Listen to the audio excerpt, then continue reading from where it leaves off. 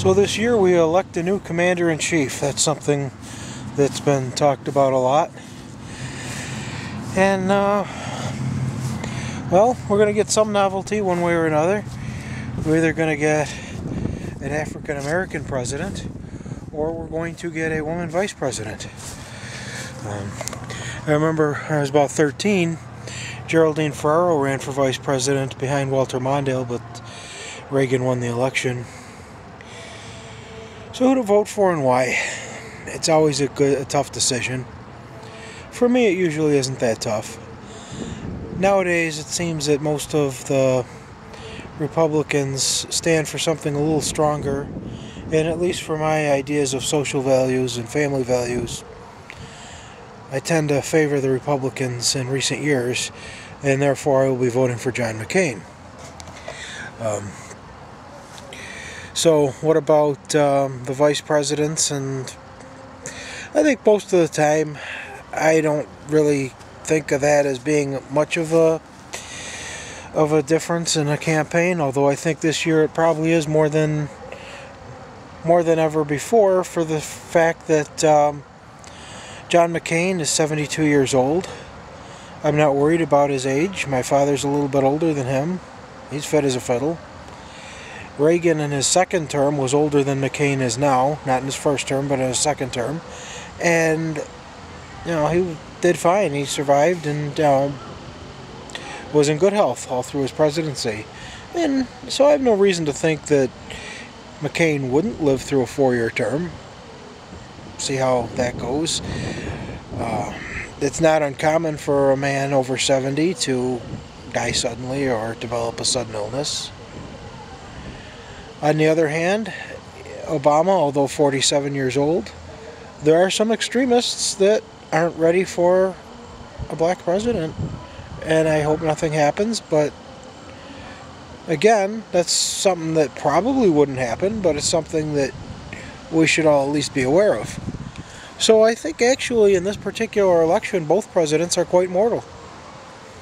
However, we haven't had a vice president become president since 1974 upon Nixon's resignation, and in that particular instance the president didn't die. So in my lifetime there's never has been a death of a president. I was born in 1971. So what happens now? Well, the economy I honestly don't think that the president really affects the economy all that much. I think Mr. Obama has painted a very nice picture about what he can do. He's promised the moon, and he's described it very well. I don't know, I'm not convinced he can really deliver it though. I don't like his plans on the war. I think the war should be finished. I think we should finish it out and not withdraw. And that's one of the reasons I'm voting for McCain, for his military experience. I think actually before either party nominated their nominee, I was feeling that McCain had the most to offer for national security and the ability to deal with the national crisis. I also think that the media and many of its followers are over-criticizing George Bush. I think Bush has been a very good national security president. I think he's been a very good handler of a national crisis. He's not the most well-spoken. He stammers and hesitates, and as a result, he doesn't present his argument or his talk all that well, and I think he's a little bit guarded about what he actually tells you when he does talk. So as a result, I think he's not a good talker, but I think he is a leader. A president needs to lead. A president needs to be decisive, and I think that Bush is both of those things, and I think McCain is too. McCain's a better talker than Bush. He's not as good a talker as Obama, though. But I think Obama is promising more than what can really happen. And I don't like his position on the war.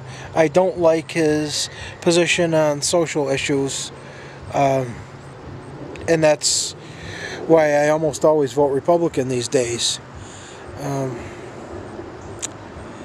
It's not really that I care that much about party lines. I think, well, when Jesse Ventura was on CNN, or with a Larry King interview, he was actually summing it up very well, that the two parties really are very similar. Maybe they don't agree entirely on a lot of issues, but you really don't get much change by voting for one and not the other. And he's right about that. Ventura's analogy was they're like Coca-Cola and Pepsi. They're two similar colas, but you don't really get a choice of Orange Crush, Mountain Dew, or 7-Up.